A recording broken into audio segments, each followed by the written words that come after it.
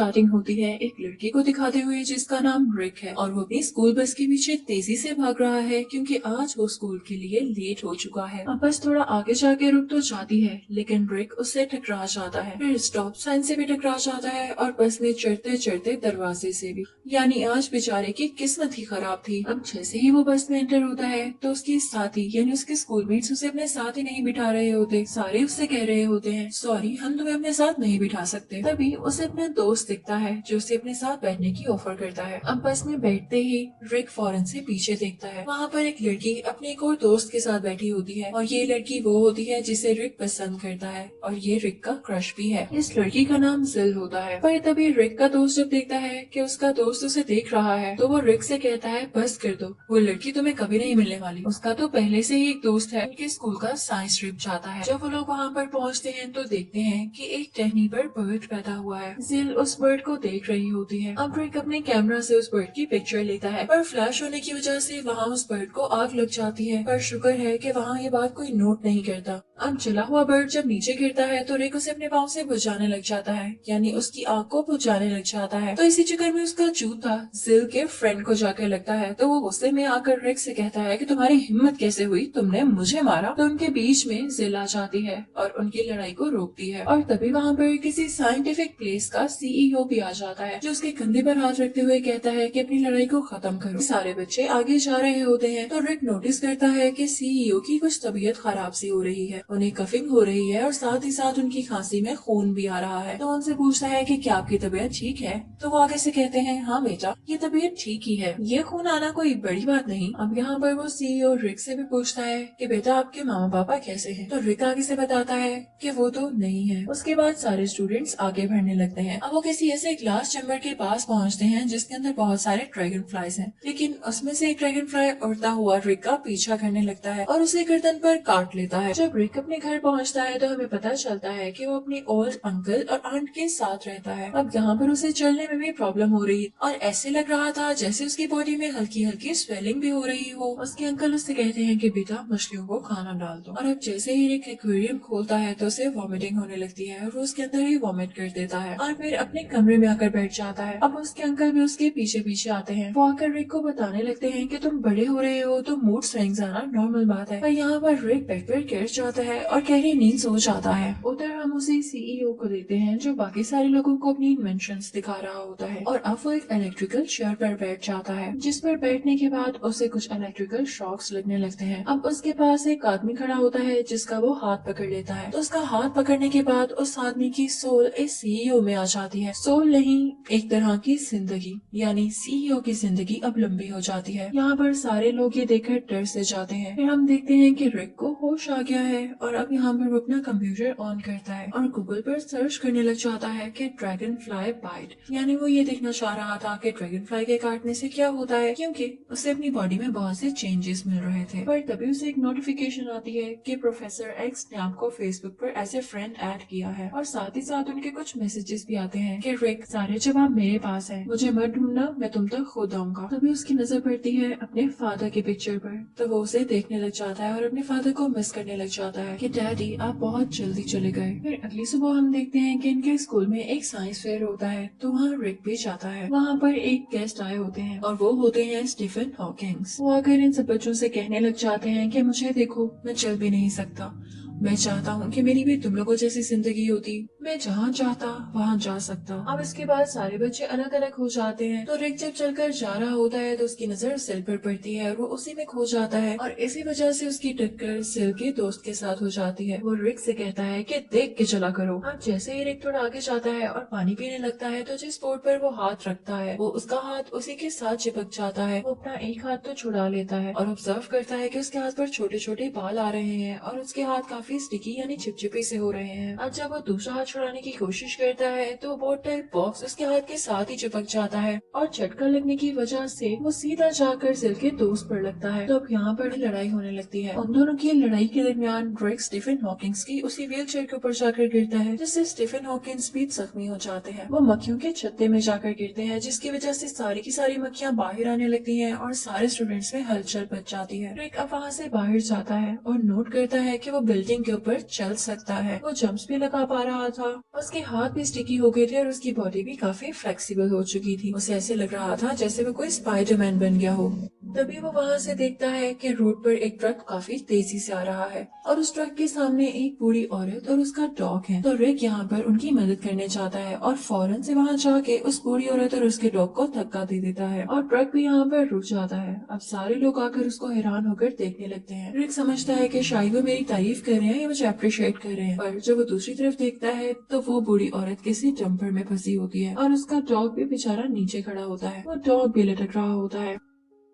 अब इसके बाद रिक अपने घर जाता है। जैसे वो घर के अंदर एंटर होता है तो देखता है कि उसके अंकल और उसका दोस्त वहाँ खड़े हुए हैं। उसके अंकल उसकी तरफ एक कील फेंकते हैं जिसे रिक काफी आसानी से कैच कर लेता है। तभी उसके अंकल उसे देख के कहते हैं कि रिक, मुझे तुम बदले बदले लग रहे हो। और रिक भी अपने अंकल की हर बात का काफी क्विकली जवाब दे रहा होता है। एक्सपेरिमेंट करने के लिए वो रिक पर अटैक करते हैं। वो एक नाइफ उठाते हैं और उसे मारते हैं, पर वो चाकू मुड़ जाता है और रिक को कुछ भी नहीं होता। यहाँ पर उन दोनों को पता चल जाता है कि रिक के पास कोई सुपर पावर है। रिक नोट करता है कि साथ वाले घर से काफी अजीब आवाजें आ रही हैं, यानी वो जिस घर के पास खड़ा हुआ है और ये घर है उसकी दोस्त जिल का। अब वहाँ से जिल अपने घर से बाहर आती है क्योंकि उसे उसके दोस्त ने लेने आना था, लेकिन जाते जाते वो रिक से ये भी कह जाती है कि मैं तुम्हारे साथ भी ड्राइव पर जाना चाहूंगी। और रिक बेचारा मासूमियत से अपनी साइकिल की तरफ देखता है कि मैं अपनी साइकिल पर इसे ड्राइव पर कैसे लेकर जाऊंगा, और तभी उसकी वो छोटी सी साइकिल पे गिर जाती है और टूट जाती है। यानी रिक को अब जिल से मिलने की कोई उम्मीद नहीं थी, यानी उसे ड्राइव पर ले जाने के लिए उसके पास कोई और सोर्स नहीं था। अब रिक घर आता है और उसे उसी प्रोफेसर एक्स की वीडियो कॉल आती है। तभी वीडियो कॉल खराब होने लगती है और वहाँ पर एक पॉपअप नोटिफिकेशन आती है जो किसी बैंक का ऐड होता है कि अगर आप गाड़ी के लिए लोन लेना चाहते हैं तो हम आपको लोन देंगे। अब ये देखकर रिक काफी खुश हो जाता है और सुबह अपने अंकल और आंट के साथ लोन लेने बैंक जाता है। पर तभी वहाँ पर रोबर्ट्स आकर बैंक को लूटने लग जाते हैं और जब रिक बाहर जाकर देखता है तो वहाँ पर भीड़ लगी होती है। उस भीड़ के अंदर कोई छोटा सा बंदर होता है जो अपने करतब दिखा रहा होता है, लेकिन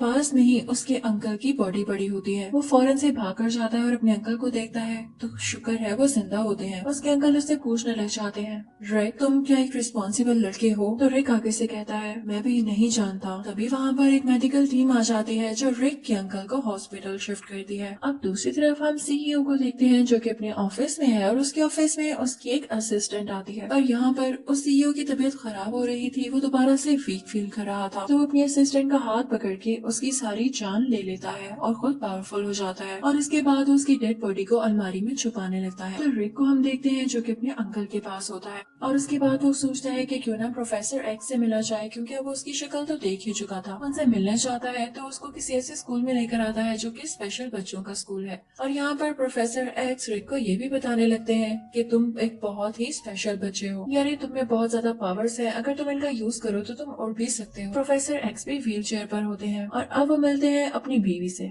उनकी बीवी भी व्हील चेयर पर होती है और उन सब में बातें होने लगती हैं। तभी प्रोफेसर एक्स की बीवी एक छोटा सा बच्चा सामने लाती है जो कि बच्चा यानी इंसान भी नहीं लग रहा होता है, ऐसे लग रहा था कोई टॉय है और वो भी व्हील चेयर पर ही बैठा होता है। वो बच्चा आहिस्ता आहिस्ता से अपने छोटे छोटे हाथ अपने दिमाग की तरफ लाता है और टेलीकाइनेसिस करते हुए अपने फादर को यानी प्रोफेसर एक्स को हवा में उड़ा देता है। अब इसके बाद हम देखते हैं कि प्रोफेसर एक्स की बीवी रिक के सामने आती है और उससे कहती है कि तुम इस स्कूल में बिना कॉस्ट्यूम के ही आ गए हो, अगर तुम्हें सुपर हीरो बनना है तो अपना कॉस्ट्यूम डिजाइन करना होगा। अब यहाँ पर रिक जाकर अपना कॉस्ट्यूम डिजाइन करने लगता है जो कि ग्रीन कलर का होता है और उस पर ब्लैक कलर का ड्रैगन फ्लाई बना होता है और उसे ये आइडिया उसी ड्रैगन फ्लाई के काटने की वजह से आया था। अब इसके बाद रिक अपनी छत पर चला जाता है और वहाँ बैठने लगता है कि तभी वहाँ पर एक और आदमी आता है जिसने ब्लू कलर का कॉस्ट्यूम पहना होता है। वो उसे कहने लगता है ये मेरी जगह है, यहाँ से उठो। तो रिक उसे कहता है आओ बात करते हैं, मिलकर बैठ जाते हैं।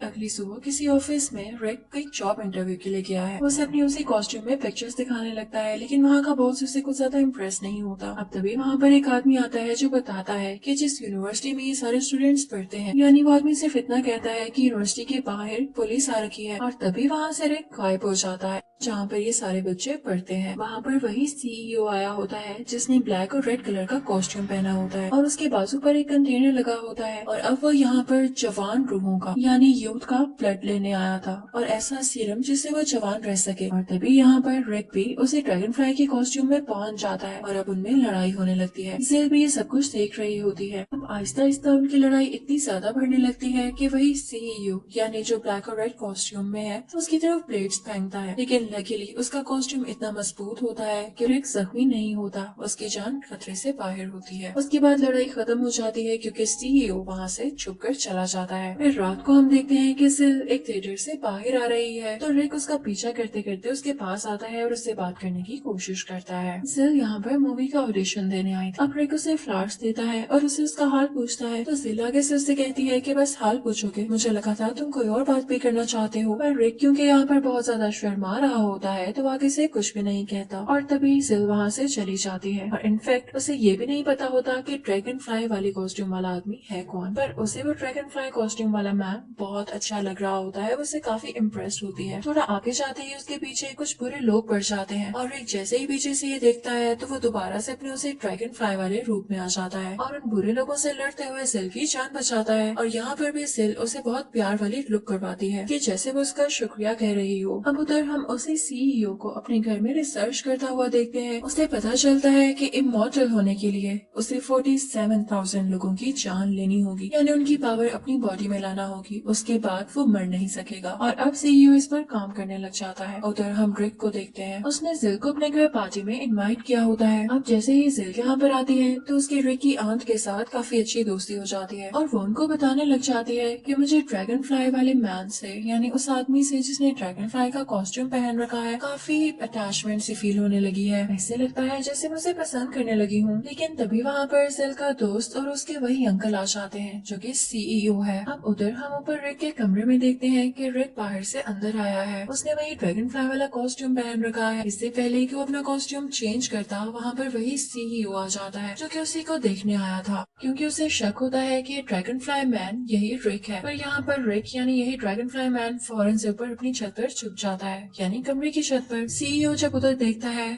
तो वो किसी ड्रॉयर में छुप जाता है। अब वो सीईओ जैसे जैसे उसको ढूंढने की कोशिश कर रहा होता है तो रिक वैसे वैसे उसको ट्रैक कर रहा होता है और फाइनली सीईओ थक हार कर नीचे चला जाता है। और तभी एंट्री होती है रिक की, जो कि कपड़े बदलकर अब दरवाजे से अंदर आ रहा है। यहाँ पर वो सीईओ नोटिस करता है कि रिक के हाथ पर और होंठ पर जख्म के निशान है, तो उससे पूछने लग जाता है कि भाई तुम कहाँ से आ रहे हो। तो रिक उसे कहता है कि मैं किसी लड़के से लड़कर आ रहा हूँ। तो यहाँ पर सीईओ को शक होने लग जाता है कि शायद यही ही ड्रैगन फ्लाई है, पर रिक उसकी कोई बात का जवाब नहीं देता और उसे इग्नोर करता है। इसके बाद हम देखते हैं कि सिल का फ्रेंड वहाँ से चला जाता है और अब सिल और रिक अकेले होते हैं और ड्रैगन फ्लाई के बारे में ही बातें करने लग जाते हैं। पर जैसे ही लोग बातें कर रहे होते हैं तभी वहाँ पर वो सीईओ अपना ब्लैक और रेड कॉस्ट्यूम पहनकर आ जाता है और इस कॉस्ट्यूम के साथ इसका नाम है आवर ग्लास। वो इन पर अटैक करने की कोशिश करता है और कहता है कि मुझे कई हजार लोगों की जान लेनी है। अब वो आगे आने की कोशिश करता है लेकिन रिक उस पर अटैक करने वाला होता है कि तभी स्लिप होकर खुद ही नीचे गिर जाता है। अब इसके बाद आवर ग्लास रिक की आंट के पास जाता है और उनकी जान भी निकाल लेता है। अब यहाँ पर तो उनकी डेथ हो जाती है। तो अब उधर हम हॉस्पिटल में देखते हैं कि रिक के अंकल जो काफी बीमार थे उन्हें होश आ चुका था, पर डॉक्टर्स ने सख्ती से मना किया था कि इन्हें कोई बुरी खबर नहीं देनी, लेकिन फिर भी एक डॉक्टर आके उन्हें वहाँ पर बता देता है कि आपकी वाइफ मर चुकी है। और अब सुबह उनका फ्यूनरल होता है जिसमें उनके हस्बैंड यानी रिक के अंकल भी शामिल होते हैं और एक ताबूत में चले जाते हैं ताकि वो अपनी बीवी के साथ ही रहें। पर उन्हें नहीं पता था कि ये ताबूत उनकी बीवी का नहीं है, बल्कि उनकी बीवी वाला ताबूत तो भी आ रहा था।